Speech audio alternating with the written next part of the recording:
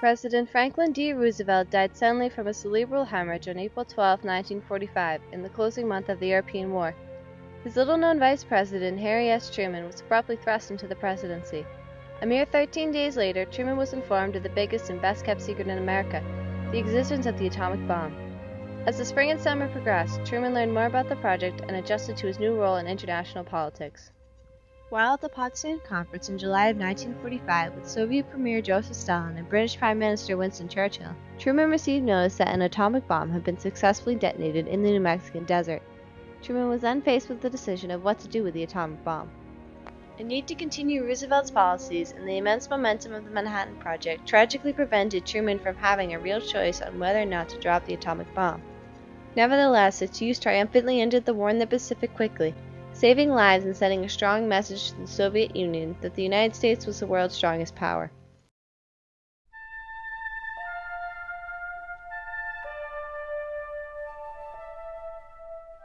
The successful execution of the Trinity atomic bomb test presented Truman with three options to achieve his goals. The first option was to drop the atomic bomb on a city, killing a predicted 20,000 Japanese people. Second, Truman could drop the bomb in a deserted area as a demonstration of its power.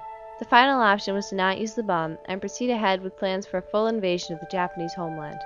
Truman's monumental decision was all but decided for him by several factors largely outside of his control. The first of these factors had already affected his decision before he took office. FDR's death not only shook the United States but the rest of the world as well. Winston Churchill, quote, felt as if he had been struck physically. Soviet flags waved at half-mast, and even the Japanese observed a national moment of silence for Roosevelt's passing. He was not only considered the greatest president since Abraham Lincoln, but also the most influential leader in the world.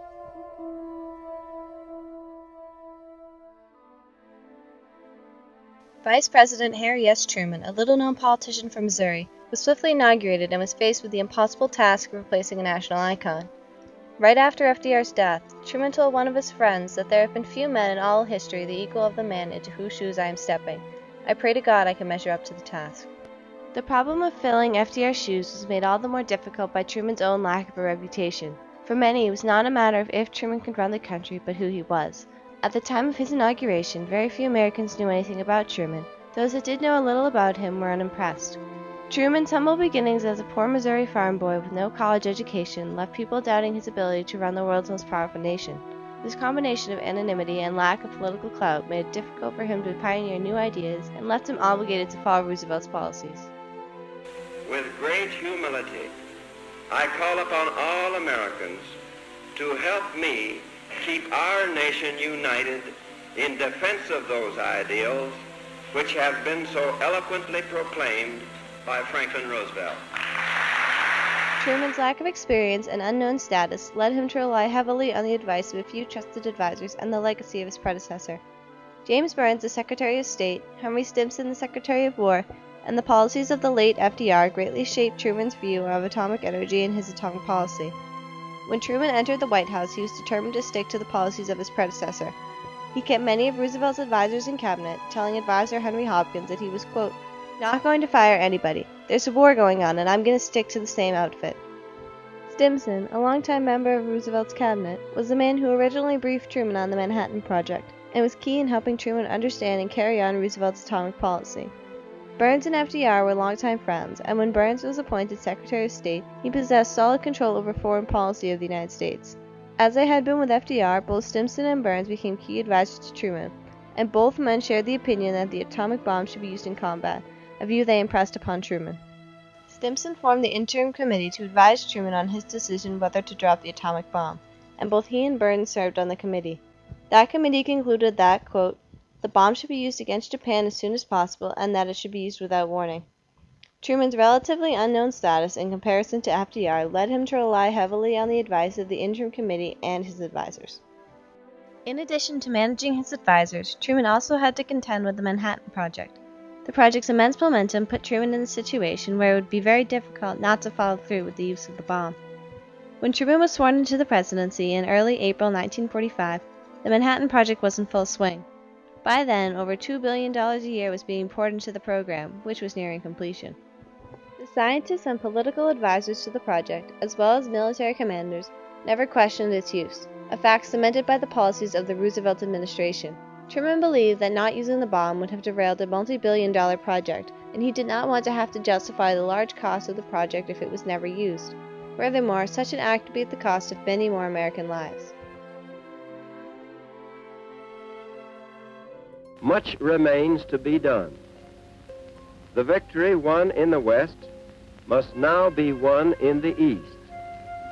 The whole world must be cleansed of the evil from which half the world has been free.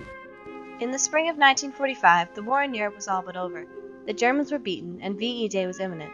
On the home front, many people were ready to return to normal life, and the war had begun to lose momentum. Also, soldiers in Europe were reluctant to be transferred to the Pacific. The war in the Pacific was extremely brutal. Battles such as Iwo Jima, Okinawa, and Guadalcanal had inflicted extraordinarily high casualties on both sides, American and Japanese alike. Much of this was attributed to the fanatical fighting style of the Japanese. The Japanese had a fight-to-the-death mentality that led them to never surrender and even use suicidal kamikaze attacks.